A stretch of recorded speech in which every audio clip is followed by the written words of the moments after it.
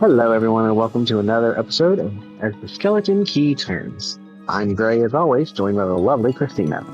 Hello. So, today, we have a very interesting take on a couple things. So, normally we're well prepped and have all of our info ready at the site of our info area where we get a lot of stuff, right? Where we do our research. But today, it was kind of we've tossed around some ideas, right? We've done that. We've been there. We've done that.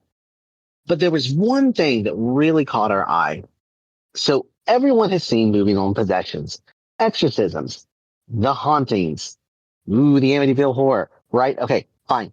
We all get that well and good. Okay, but has anyone ever heard, and this is not well known, right? So we all know the movie The Exorcist, right? We know it's based off a true story, but we're putting that to the side. The very first thing that I'm going to introduce, her name is Anna Ecklund. Anna Ecklund was the most famous American possession. Now, when I say possession, it goes in a myriad of ways, right? So you look at possession and you're like, okay, so someone's possessed. Well, are they possessed with the devil? Are they possessed, well, quote unquote, the devil? Are they possessed by an evil spirit? Are they possessed by, most times we think of possession and evil, which kind of does tie hand in hand, whatever. But anyway, so Anna Ecklund, she's probably one of my favorite possessions to know about, but I don't talk about her often. So in the early 20th century, a quiet town in Early, Iowa, became the center of America's most terrifying possession cases, known as the possession of Anna Ecklund. This event has since labeled the most thoroughly documented exorcism in United States history. So, Anna, let's go back to the early 20th century. Anna's just living her life, doing her thing, and for whatever reason, okay, after she's doing her thing and all that, there was an event essentially that happened, right? She grew up in a deeply religious household, but there was an event that happened that she knew a young lady named Mina. Now, if you know who Mina is a very famous name who also ties into Bram Stoker's Dracula. Dracula. Yeah. Right. So Mina was known to practice witchcraft. Okay. Mm-hmm. This unfortunately didn't end well for Anna. So Anna started getting real curious and she pretty much kind of worked alongside Mina. Well, this unfortunately opened Anna up to possession. Now, the type of possession that started out was, there's the night terrors, there's the seeing something that's there that's not there, there's hearing the voices, there's very schizophrenic, episodic events, right? But I was going to say that. Yeah, it seems a lot like mental illness. Yeah, it seems a lot like mental illness, right? And see the thing with the thing is now, right? Modern day. Let's skip forward a century or two, right? So the 21st century, we look at schizophrenia as what back in the 20th century would be considered possession. Mhm. However, the church, and I say the church being the Catholic Church, do take possessions very seriously. They don't, I can call in and say, let's say my friend's floating above the bed and spitting out acid and telling me that my mother's sucking cocks in hell. I'm probably going to call a priest and be like, hey, yo, bud, I think, it got a case for you, but that's besides the point, right? So Anna, she started having violent seizures shortly after practicing with Nina. And like I said, early in the 20th century, this was thought of as schizophrenia or just mental illness. So, whatever. So between the years of 1912 to 1928, right, Mhm. Yeah. is when it really started. So her symptoms including violent convulsions, speaking in unknown languages, supposed levitation, superhuman strength, and terrifying her local family and clergy. Now, the thing with possession is you have to remember it very well could be a real thing. And I'm not saying that possession is not real, but depending on what you practice, how you practice it, what you believe in, there's a myriad of things that could happen with this. Right. But possession is one of those that has been documented. The Catholic priest, the Vatican has multiple, multiple rows of possession throughout the entire world. This being one of them. The superhuman strength, I can attach to probably schizophrenic episode. Sure. The unknown languages, that's a little different. Yeah, it's That's different. yeah, she's in America. If she doesn't, if she hasn't traveled to Europe, she hasn't traveled to France, she hasn't traveled to Germany, she hasn't, traveled to Africa. She hasn't traveled, right? So she doesn't know dialect. She doesn't know different dialects. The violent convulsions, brain hemorrhage, brain aneurysm, Right. something to There's do with a so many lot of stuff things. that could be. Yeah. A lot of Right. stuff. So you're thinking, okay, well, this woman isn't possessed. She's schizophrenic. Maybe hit her head really hard. And now she has, Self-harming, possibly. yeah, self-harming. But then it comes into levitation and the unknown. Right. Like, how do you explain that? That, yeah. How do you explain levitation? Now, was it, this was back in the early 20th century. So people, were probably drinking a version of Coca-Cola that had real Coke in it, and they're the highest fucking kites. Yeah. But regardless, despite early exorcisms in 1912, her torment had continued in 1928 with far greater intensity. Father Theophilus Reisner, I think is how you pronounce his name, or Yeah. Reisinger, Yeah. along with a Yeah. group of nuns, had been working with her for a very long intervention that included with a dramatic and documented exorcism that finally released her from the evil spirits that tormented her. So essentially, I think what had happened, and so here's the thing: possession is scary on its own, right? If anyone Terrifying. out there has ever seen a real possession, now there is, I believe in spirits attaching themselves to you, right? That is a well-known thing. A spirit can attach itself to you and kind of latch on to you and be with you. But, take out the media and take out the YouTube and the Reddit or can't sleep stories, right? And you get real possession. I have never personally seen real possession. Me I neither. have seen where a spirit might influence the mind of someone and scared them, right? I've seen that where it's a Right. malevolent spirit or they've had bad energy when they were alive and now they're dead. So they're trying to do something and unfortunately attaches itself to someone. I've seen that.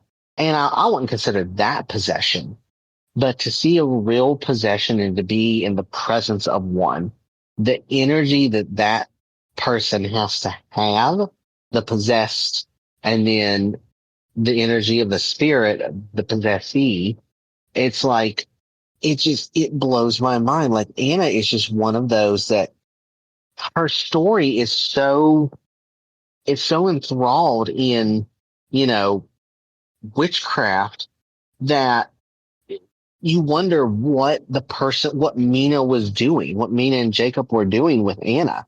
And it's Right. like, how do you, I don't know. I just can't wrap my head around it. Like, it's one of those, you just can't wrap your head around. So now we're fast forwarding, right? So you're with me here, right? So in 1928, everything stopped, right? Finally, big old exorcism happened. The priests did it. The nuns did it, right? God has conquered, right? Or whoever has conquered. Someone has conquered, right? So now the Well, they supposed thought God. demons. Yeah, it was God to Yeah. them. Yeah. So God said, okay, we're done. My work's here done. Peace out, home scouts. Right. So lull in 1928. A few months later in 1928, the demons returned. Anna's afflictions intensified dramatically. Now she refused to eat. She cursed religious figures in multiple languages and experienced more violent seizures and convulsions. Reisinger arranged for her to be quietly transported to a Franciscan convent in Earling, Iowa. There, a team of nuns prepared a room specifically for the exorcism, ensuring absolute secrecy to avoid a scandal. Over several months, the exorcism was performed intermittently, lasting more than 23 days in total. During this Can time, you Anna, imagine 23 the days? That? like, I mean, she's already suffered it for all these years, and now Right. she's got She might 23 more days. 3 days. That's crazy. Like, and more accounts of levitation, her bed now levitating, guttural screams, and incredible physical strength, pinning several nuns to the wall during fits of rage. So, Yeah, I don't know if she's not eating and this is going on for almost a month, I don't know if we can contribute that strength to like just having an episode of mental illness. yeah, I don't think we can anymore at this point. I mean, for God's sake, the woman wasn't eating, she wasn't drinking, she was talking It's in what we would dying. be yeah, she's dying. She's physically dying, right? And she has bouts of strength where it can pin a woman who is probably bigger than her, taller than her, more muscular than her, has higher muscle mass. If skin Right. and bones can pin a woman against a wall, something's not right. Number one. And number two, I ought to be pissing my panties. I'm just saying. Uh, so the manifestations. So the voices and violence and the impossible. So, during this time, witnesses documented events that defy general explanation.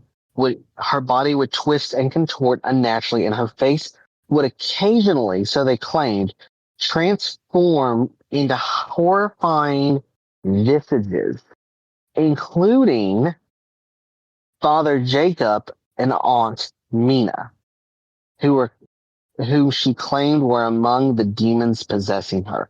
So at some point Mhm. in time, Jacob and Mina, who practiced witchcraft, passed away. And she's now claiming that Jacob and Mina are the ones possessing her as demons. She spoke multiple simultaneous voices, sometimes as demons, sometimes she tortured spirits claiming family ties. During fits, she vomited nails, What? tobacco, and leaves. Huh? Yeah, vomited nails, tobacco, and leaves. She wasn't eating. So, first of all, how do you get that? Second of all, that's going to hurt. That's going to hurt real bad. Yeah. That's a bad case of indigestion. That's Oh something yeah. Tums and Pepto Bismol cannot cure, or milk of magnesia. No.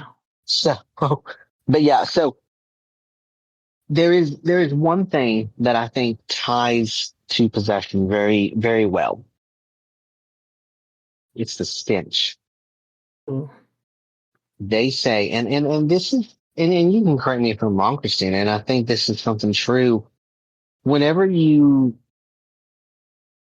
enter somewhere that is known to be haunted or that has spirits, there's the old saying, and it's not always the smell of sulfur, but it's sulfur like, that if something bad is in the room or there's a bad energy or bad spirit, you almost smell a sulfur stench, almost Right. like it's rotten, like something's rotting in the room, and you can't exactly pinpoint it. During her Right. exorcism, yeah, there was they said that there was an unbearable stench, and even crucifixes were bent backwards or displaced. Hmm. So yeah, something's it's weird. I mean, you think So about it. Go ahead. she's not taking care of herself, right? She's wasting away. Okay. So she might, I mean, this is the 20s, so she could be, she's not clean as much as they might try. She's not cleaning herself properly. So there is like a smell that happens. And let's just say that she's not eating, right? And she starts to waste away. And when that muscle starts to get eaten away in the body, there is a specific smell that happens, but I wouldn't consider it a stench. Right. I don't But know. It's just ooh, weird. Yeah. a lot Yeah. there. Yeah. So, I mean, that's something to think about. It's like, anytime in my experience, right? In my experience, anytime I've sensed a malevolent spirit or an energy that is off, I always do tend to smell almost like sulfur, but Mm, it's not. So I right, wonder if, back then, like you said, she's not cleaning herself. So, she's, she's rotting, right? She's dying. right. So I Like wonder if they were, everything together, yeah, I wonder if they were smelling death like a before death. combination. Yeah. Like before death even showed itself. I wonder if that's what they were smelling and of just the rotting flesh and the vomit. And I'm sorry, I'm probably urine and feces, mixed all in Right. there. But these are nuns though, right? And seem like, they seem like they're carers or they're caregivers. So I'm sure this is Yeah. not the first time they've taken care of people. So for them to say stench when they have taken care of dying people before, probably, I mean, we don't know for sure, but probably I would assume to say it's a stench and it's Mm, unlike anything they've ever smelled before, kind of a thing. I don't know. It might be different. it might be. It very well might be. But I mean, so like possession for me though is just it's so out of the realm that because I've never seen it, I've never known anyone to physically be possessed. But I could only imagine the horror that those that are witnessing go through because they're opening themselves up. Yeah, they find they might have talismans and religious figurines and regalia and paraphernalia to supposedly protect them, but think about it. Actually, you know what? Let's actually take it back to something that I think you and I have touched on before. So Hmm. books, right? Yeah, Books have, as long as you give them the power, they have power. Other than that, they're just pages binded, right? sure. I think books can have a possession of energy if you give them that energy, right? So I wonder if Anna gave herself that openness while practicing witchcraft. I wonder if she gave herself that openness to lead to possession, right? Or maybe they were just nasty, rotten people that were doing it on purpose too. Like if they were devout followers of the evil one, right?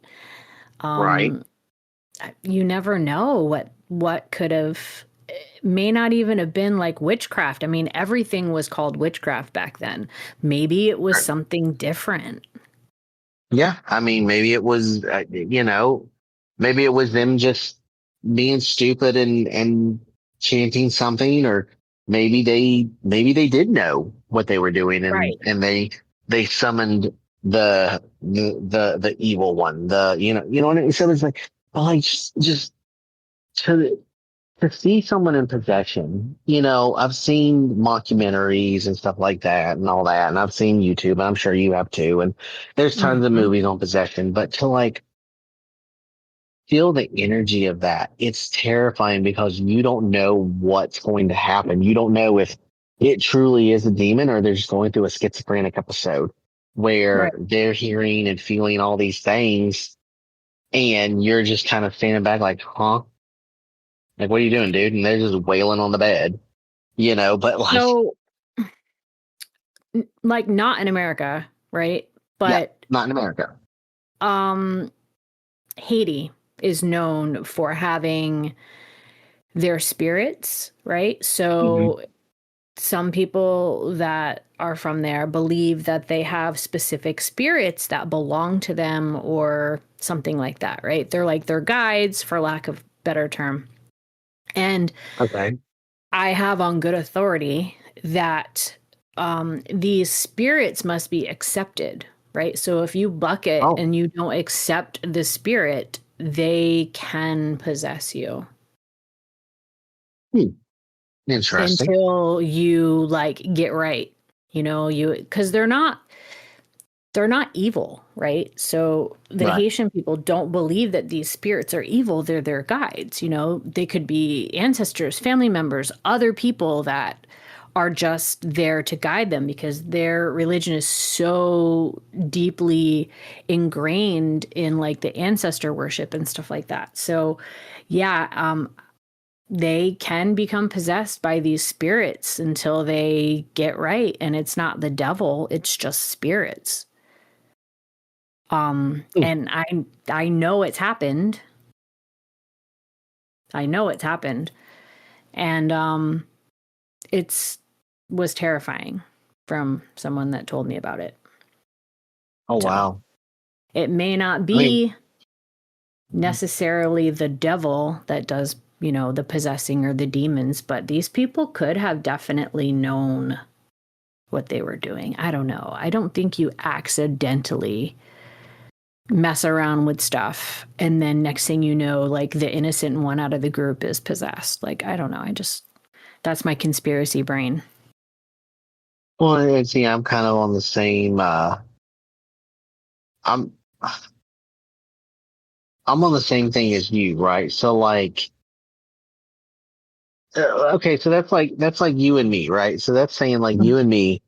Let's say you're like, oh, hey, check this out. And of course, I'm just observing it. I'm innocent. I know nothing about it. So I'm just observing, right? But then for whatever Right. reason, it's like the demon's like, oh, yep, yep, yep. He's free. He's free.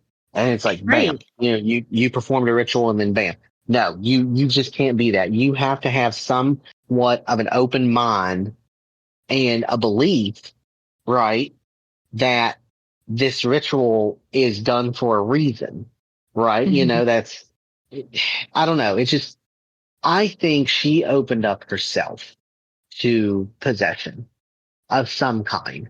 Now, could it have been schizophrenic? Possibly.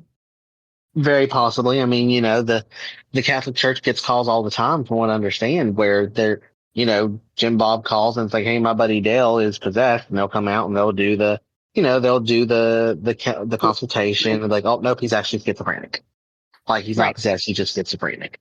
And you're like, Right. okay, fine, cool. But like for the nuns, right now, bear in mind it's been passed down, in media and stuff like that, from the 1920s. But to, for a nun to confess to an outlet back then to say, yeah, and there's several nuns to say, yeah, no, we saw her float, like she Right. levitated. That's chilling. Right. That's It fuck. is. It is. It's like the scariest of horror movies, like right in front of your eyes. Oh yeah. I have to be honest, possession is actually one of those things that even though I am not, a believer of the evil one, I do think there's evil in the world, but um man, those possession movies, they're unsettling. They are. I mean, they truly are. I mean, so, take for instance, the very famous movie, right? The Exorcist. Right. Very famous, head spinning, your mother will suck cocks in hell, vomit, Mm. all that, the bed levitates and all that. But that movie was based off of Ronald Doe or Robbie Mannheim. Now, Yes. I'm going to let you talk on this one a little bit because this one, this one is very interesting because the origin of the claims and everything like that. And his early life, it's funny if you look at every possession, right? They Mm-hmm. all come from a Christian background. Right. Every single one of them. They all come from a Christian background, but yet somehow they get curious. They're like, ooh, we're going to mess with something from the occult, whether that be a Ouija board or whether that be a ritual of some kind. They always mess with something for the occult. Christians are curious as to what's on the other side. There's not much here, honestly. Really, there's not. It's, mostly spells, cookies, and, we don't use brooms. We, I I promise. wish. I Dude, wish. if we could use That would be brooms amazing. IRL, right? Same I on mean, travel. if you read the books from like the old times that are set back in, like the witch trials and stuff, they're always talking about like these parties and orgies and witches and brooms and like, and that's, I mean, yeah, okay, parties. And I don't know what other people do, but I mean, for me, it's just been like a get together and snacks and talking. Yeah, literally. It's a get together, snacks, talking, maybe chain out a couple things, give Right. an offering to Right. whoever, and then To blessed be, have a nature, great day. whatever, right, whatever the holiday might be. And it's just, it's none of those things. I don't know. That's how they make it sound, but it's definitely not. It's really not. So those of you that are curious on what's on the other side, it's not that glamorous. It's really not. No. We I mean, it may look cool. We got cool robes sometimes and really cool altars, but Yeah. it's really not that cool. It's another thing to practice to have your faith in. It's honestly, I mean, yeah, I'm not dogging it, right? It is pretty nice to be in touch with nature and kind of, open up your third eye and expound on the world that is known as witchcraft, quote unquote. But there's different forms of witchcraft. So do remember that there is many different forms. There is, Yes. your Norse pagan witchcraft, your druid witchcraft. Is voodoo considered a witchcraft? Does it fall No. under the witchcraft umbrella? I didn't think so. But there's voodoo. Voodoo is real. Voodoo is very So real. witchcraft is actually the practice, and the religion could be it's paganism or you're practicing voodoo. It's Druidry is like a religion, Wicca's religion, all that stuff is religion, but the act of like doing the things is witchcraft Right, right. or spiritual, whatever, hoodoo, whatever you do, right? We're not going to label that. Yeah. We're not here to label. But anyway, yeah, no, it's cool on the other side, but it's boring sometimes because you're sitting there, you're reading through spells and grimoires and going, I have to say what, I have to put in what, and you have to put the energy, you have to put the work in because guess what, you are your own work. You, Yes. you, You are your own you intention. You are your own work, right? yeah. So Not everyone gets that. They're just like, oh, I'll just say a spell. it No, doesn't work no, like that. no. Mother Guy takes offerings to assist you. You Hecate takes also, offerings.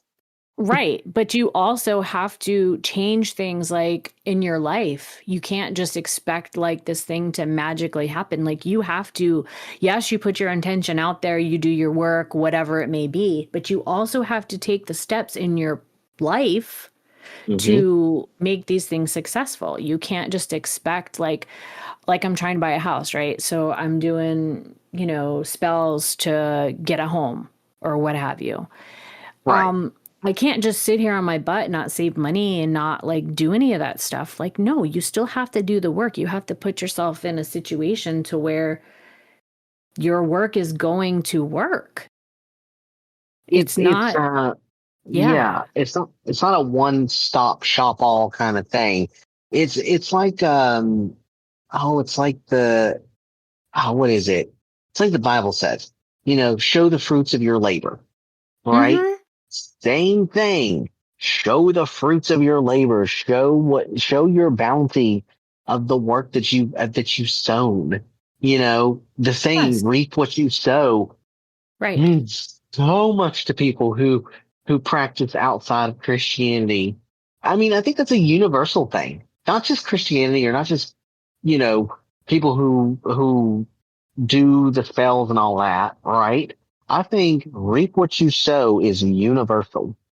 It's You karma can't just, right like you there said, too. yeah, you can't sit there, go to an altar and go, okay, I wanna untie someone from my life forever. Okay, so I'm gonna do a candle ritual, right? Light the candles, put the string in, string separates, bam, you're done with them forever. Right. Yeah, okay, Right. fine, that's all well and good, but block them on social media, block the number, block the friends, block the Go to mama, block the therapy. daddy. Go to Go to therapy.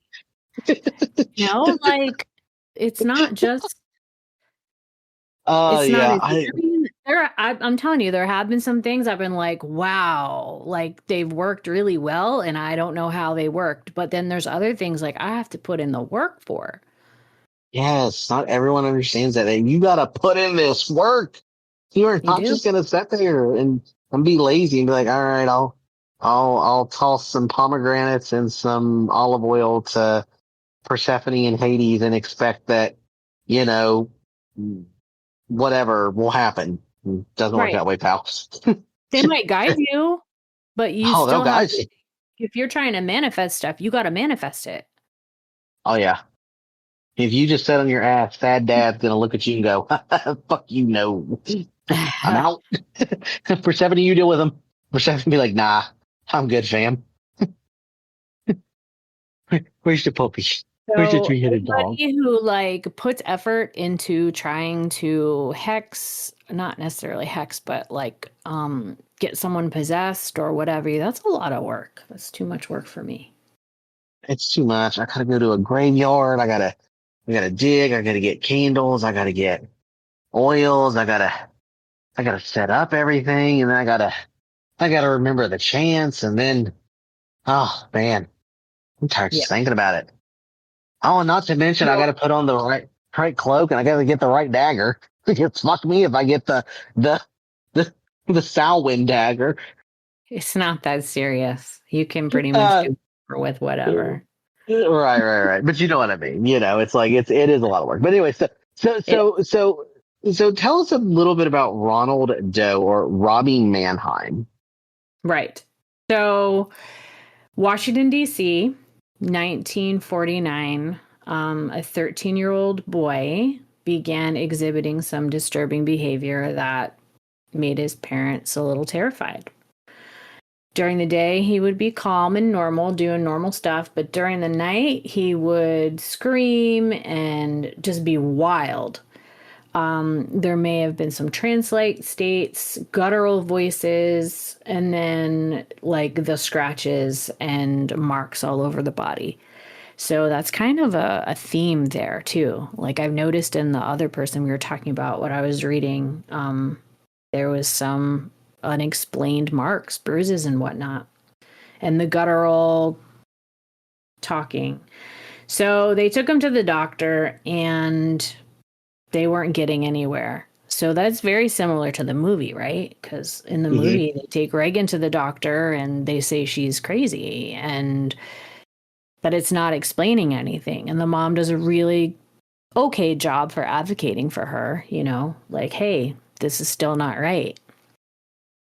So The parents took him from DC to live with relatives in St. Louis, and the Jesuit priests were called to do some exorcisms. So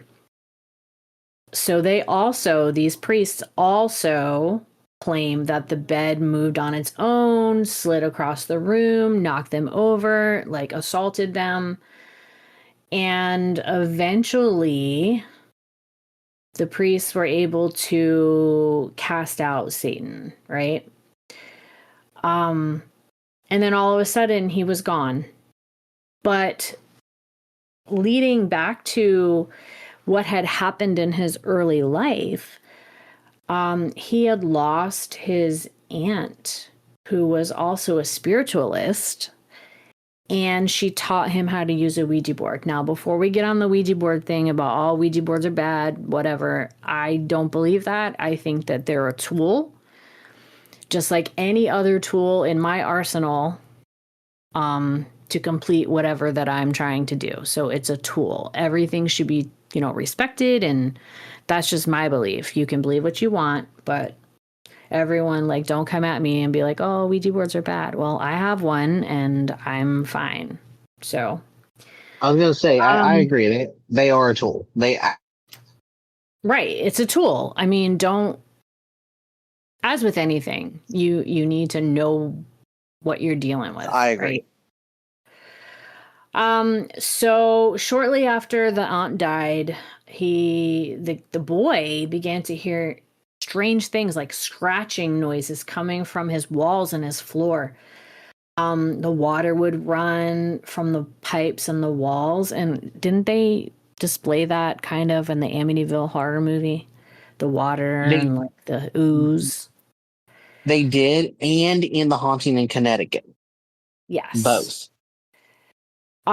So his mattress would move, and my mattress, somebody sits on my mattress all the time, like when I'm trying to sleep, but I don't think it's a demon. So they did everything they could, right, for this kid, and literally nothing. Like, there were no answers, and that was when they did call in the priests. So it says that the boy was strapped to a mattress while the recitations were being read, and he had to stop the act or the exorcism when the boy broke off a piece of mattress spring and then cut the priest. Oh, shit.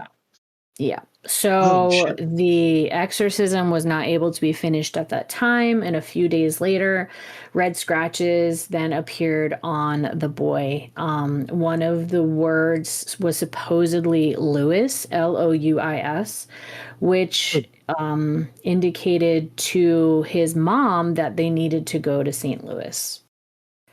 Okay. So who knows? So they were able to get with the Jesuits, and 2 Jesuits agreed to perform this exorcism with several assistants.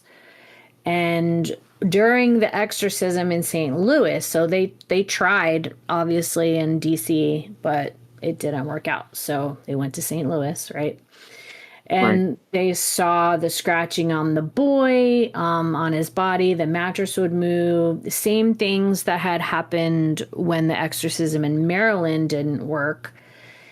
And they did also report that he would be calm during the day, and then at night he would just be crazy. Right. They did say that they started to see some objects flying around when the boy was in these moments. And then he would react very violently when he saw any sacred objects like crosses or holy water or anything like that. So all of the details from that true story did make it into the film, right? But there are a lot that also didn't. So there were X's on his chest, pitchfork-shaped red lines that would move from the thigh towards his ankle. So the priest actually thought that he was possessed by 10 demons. That's what they thought that the X was. Oh, God. So they kept doing their thing, trying to help him, and then finally on March 20th, something else had happened. Like it took it to a new level. So the boy ended up urinating all over his bed and was shouting and cursing at the priest, which is very reminiscent of that one scene where Reagan says all those things. Yes. They did end up taking him to the hospital at the Alexian Brothers facility there, the Alexian Brothers Hospital. Yeah. Oh, So there they ended up finishing, it was at that hospital that they ended up finishing the exorcism, and they called upon Saint Michael to expel Satan from the boy's body. And yeah, so then he grew up and lived a normal life. lucky guy. Side note, Alexian Brothers Hospital closes doors in 2023. So that tells me that it's abandoned. You know what that means. Road trip. Road trip. Road trip. Yeah, I, I, it's crazy. I It's bet you very don't get it. disturbing. I thought it'd be cool though to be in that hospital. Not gonna lie. I mean, granted, you know, not looking for the demons, but just to know the room where the exorcism was done, just to see if the energy's still there. Oh, the, Right. So, in the movie they said it was Pazuzu, right? But they yeah, never officially said what they thought it was. Um, the Warrens did a lot of exorcism type work too. Like, or not exorcism work, but like possession work. Like Ed yes. was he was a demonologist, and he very religious, and he definitely believed in that stuff, and they would go, talk to people and investigate. But yeah, it's terrifying, terrifying stuff. Hmm. I do think the scariest part of the movie is when they did the uncut like they redid it, they remastered it and put it out in theaters again. I can't remember what year it was, but I did go to the theater, and I had never seen this part before where Reagan like is crab walking, like twisted around down the stairs. Like that was probably the scariest thing I've seen up to that point. See, that's what scares me too about possession. Is think about it. These people are already in a state of psychosis, right? And just to see someone crab walk, twisted around, their head looking at you, and just coming at you full fucking force, Right. I'm gonna Like be running. I'm gonna be gone. all the movies show that. Like I'm sure they use their Hollywood flair because it's unnerving. It's Oh yeah. scary, to see that. So, but from what we've been reading today, and talking about, that's a common thing to have that weird contortions happening. Just I'm good. I'm great. I'm fine. It's cool. Uh, That's probably the one thing that actually scares me. So it's oh crazy. yeah. I think the one thing that scares me truly out of possession, I mean, honestly, and and like it, and I know it sounds weird and like probably something so simple, but it's the fact that you don't eat. You let your body Right. waste away, right? Right. Your brain says, and you don't need food or whatever's possession you see. It doesn't think of hunger. And here's why, right? I'm a foodie. I am a food Me too. junkie. So like for me to not, but also too, like think of the nourishment, like think of like how weak you'll feel in between the lapses of the psychosis. Right. Just like you're coming out of it, you're like, oh man, that was crazy. And then it's like you finally feel your body and it's like it's weak, there's no muscle mass, there's no fat, and you're just like you're starved. So I think Right. I think you would die of starvation over possession. Now, Well, I'm not saying yeah. that And that's true, but you know, there's so many complications that can happen for not eating, for an extended period of time. Like, it's bad. It's bad. Like, you should not eat. Yeah, you should not eat. Like, please eat. But like, Right. oh, actually, okay. Talking of possession, right? Okay, speaking of possession, remember, was it last episode? Last episode, I had told you about the library Right. and the two maintenance men, right? Yeah. I wonder if he went under some type of possession, the one that supposedly died. Right. And that episode's doing pretty good, actually. Nice. Yeah. But, like, I don't know. Like, was he possessed before he died, kind of thing? Right. I mean, I would love to pull the full police report. You know what I mean? Like, I would like to see the papers and everything on it, but like, it's also lost to history that Hard. it's, Yeah. it's hard to get all that information. Um, so yeah, so no, so possession itself is scary as it is, not to mention to witness it. Now, speaking of, what did you say? Was it, uh, people in Africa, I think is what you said, Haiti. or something like Haiti. Yeah. Mm-hmm. Yeah. In Haiti, is it there something like you said, is some of the rituals that are practiced out there, do they lead to possession or do they help possession? Like if if you don't listen to your spirit guide, right? Mm-hmm. Are there like rituals out there that help the possession Yeah. from happening further? Yeah. So it is very common to be possessed. They do believe that you become possessed. They'll do things to become possessed. But yeah, so there is rituals, spells, things that you can do to help prevent it, or if it's happened, to make it stop.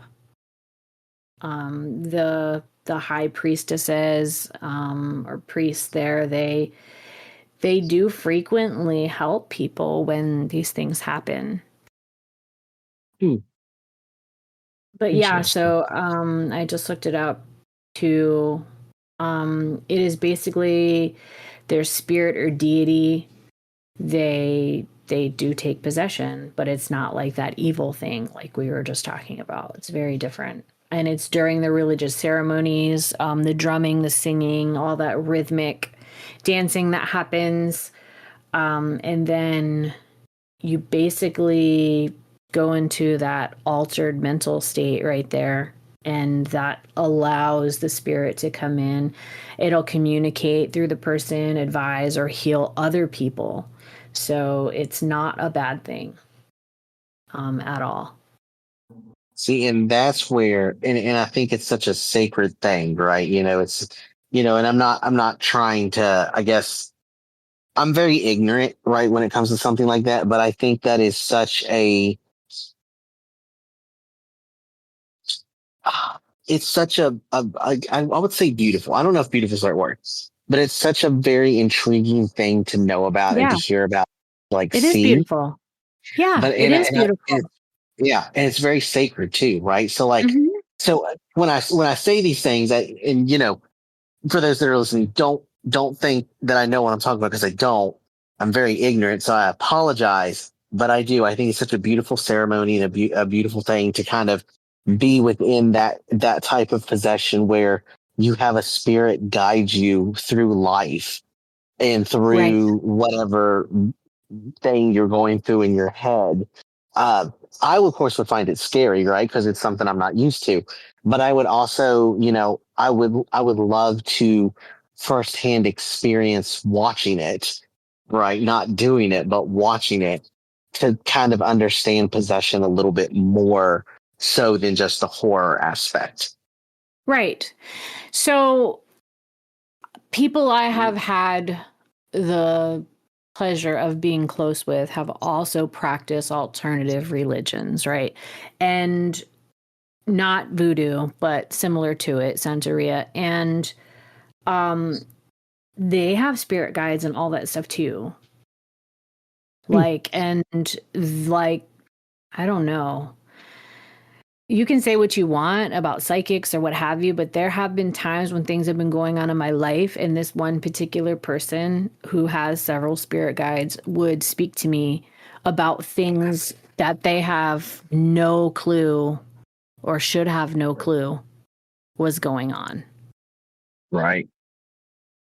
Huh. So, and that was due to their spirit guides talking to them. And there have been conversations about possession and things like that. So the Christian Catholic Church is what says like this possession is evil. And, you know, some other religions, not just them, but it's evil. Right. It's always the demons. But I, not being a Christian, do believe that there are negative entities, negative energies that can do these things too. So I think that there's positive and negative in everything, Well, whether yeah, it you be can't have. or bad. Yeah, you can't have good without evil because, Right. you know, one can't coexist without the other because you can't know one without knowing the other. Right. You know, that's Mm-hmm. like, people who always, and I'm not trying to dog these people, I'm not, but people who's always like, oh, I just pray that nothing bad ever happened to them. Well, Right. it's great. Like, I'm glad your intentions are kind and precious. Mm-hmm. But you don't want that because then it's like if nothing ever bad happens to them, then how do they know when when something is too good? I don't know. It's that goes into morals and Right. dilemmas of Morals morals. and beliefs and all of that Yeah, all stuff. kinds of stuff. But I'm with you. I believe in you know positive and negative entities and energies and stuff like that. But yeah, so hopefully our listeners have enjoyed this episode. Granted, it was a little off hook, a little kind of here and there, but I enjoyed making it. I hope you all enjoyed listening to us as always. Please don't forget. And if anyone is having trouble finding our videos on YouTube or having and they're not like showing up, let us know. So that way we can, smack YouTube and be like, no, show our shit, please.